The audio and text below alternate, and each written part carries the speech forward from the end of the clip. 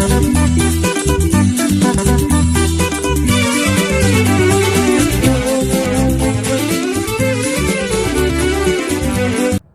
my dear students. We are consulting about stem, types of stem, modifications of the stem. There are three types of stem we have studied: aerial stem, subaerial stem, and underground stem. Aerial stem and subaerial stem we have completed. Today now we are going to see about underground stem modification. In some plants, stem also can be seen inside the soil. Such a stem is called underground stem. Underground stems are otherwise called root stocks. They function as a storage and protective organ. The underground stem can be seen in perennial plants and in some of the biennial herbs. The underground stem remains alive below the ground during unfavorable condition, but during favorable condition, the underground stem resumes the growth and produce new aerial shoot above the soil. Underground stems, even though the underground stem is seen inside the soil, that is not considered as a root. Because why? Because they contain nose, internose, they produce scale leaves, axillary buds, terminal buds, and advantageous roots from the bottom of the underground stem. That's why the underground stem is not considered as a root. The underground stem does not contain root cap and root hairs. Root only will produce root cap and root hairs.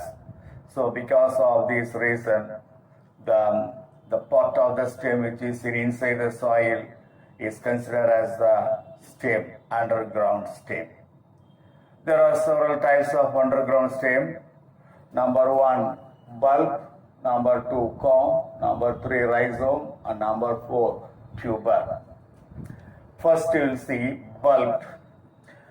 Bulb is a condensed, conical or convex stem surrounded by fleshy scale leaves.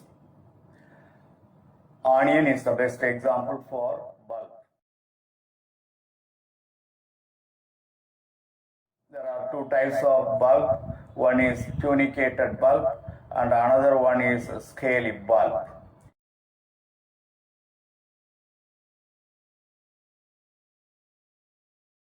Tunicated bulb is otherwise called coated bulb.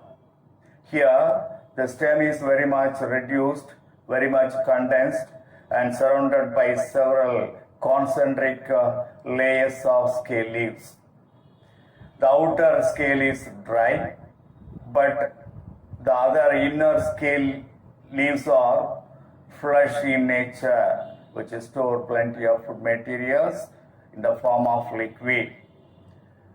There are two types of tunicated bulb. One is simple tunicated bulb. For example, Allium cepa. Here only one bulb is there. When one bulb is present, that is called simple tunicated bulb.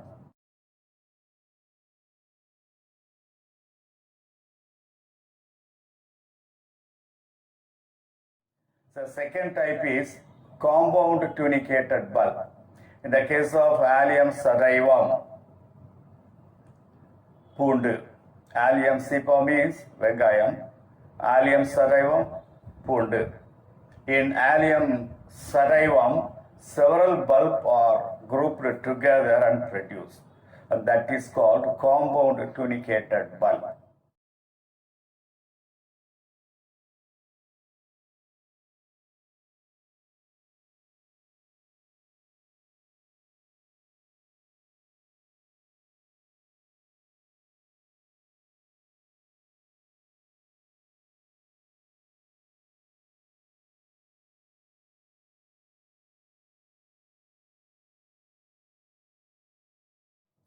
Right, we will pass on to the second type, scaly bulb. In scaly bulb, the bulb is narrow, partially overlap each other by their margin only. In the case of tulipa, the scaly bulbs can be seen. The scaly bulb is narrow, partially overlap with each other by their margin only. That is called scaly bulb.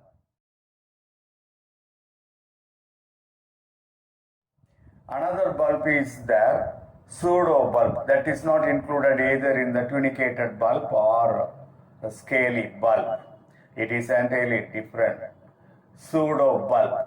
In the case of bulbophyllum, and also in some case of epiphytic plants, and also in some types of terrestrial symbodial orchids, the pseudo bulbs can be seen. The pseudo bulbs are short, erect, aerial, propagating stem produced by some of the epiphytic plant and some of the orchid plants. Example I told you, bulbophyllum.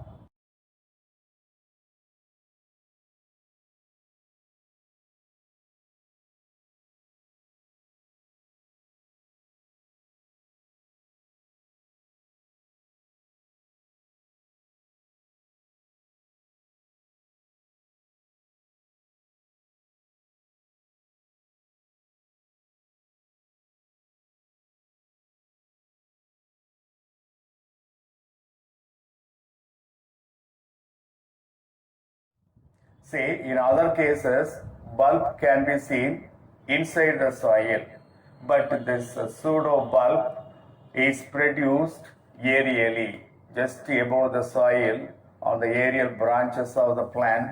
The pseudo bulb can be seen. Since it is produced aerially, it is not considered as a true bulb. It is considered as a pseudo bulb. So that is the bulb. Come to the second type, comb.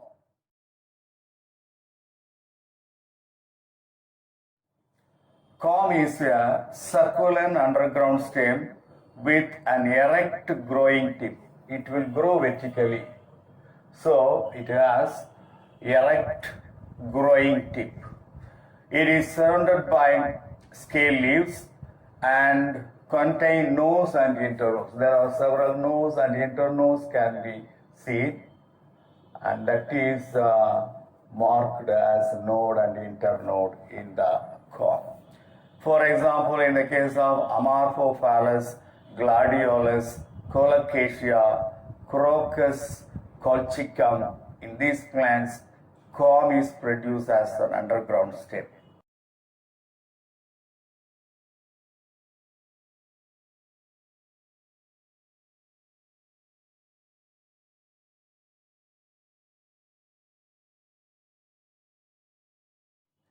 Next, third one is the rhizome.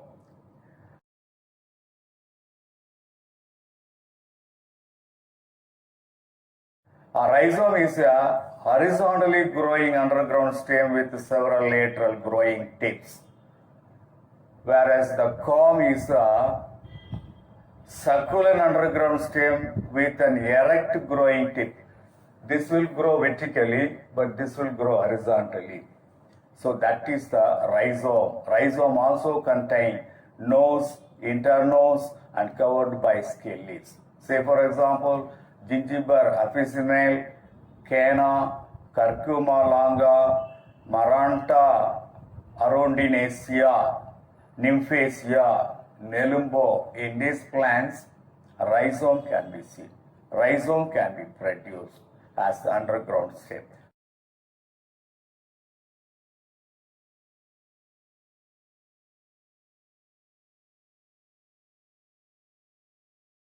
The fourth one is tuber.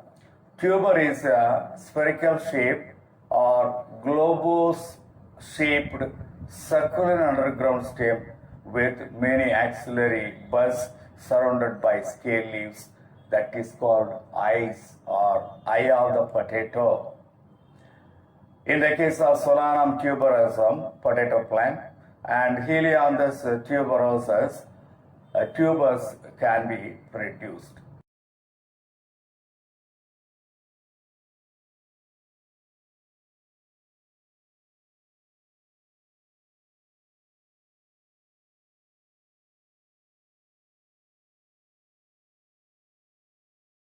See, these are all the several types of, 4 types of underground stem.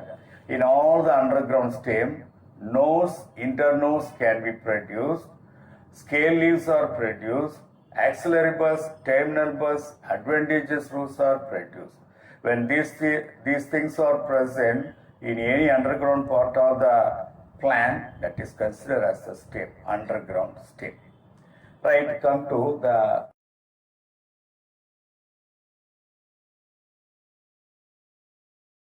stem branching. What is branching? Stem branching. The mode of arrangement of branches on the stem is called stem branching.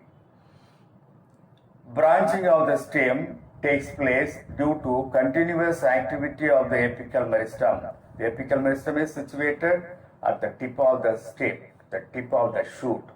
Due to the activities of the apical meristem, branching of the stem aerially produced, that is the stem branching. There are several types of stem branching.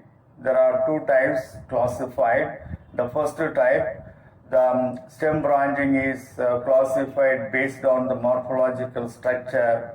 Based on the morphological structure, stem branching can be classified into lateral branching and dichotomous branching. Lateral branching means from the main stem, a number of lateral branches are produced, that is called lateral branching. Dichotomous branching means the stem produces 2 branches, each one divided into 2, like that. So the branches are produced 2 branches in each branch, that is dichotomous branching. The main stem divided into 2 branches, each one divides into 2 branches, each one divides into 2, that is dichotomous branching.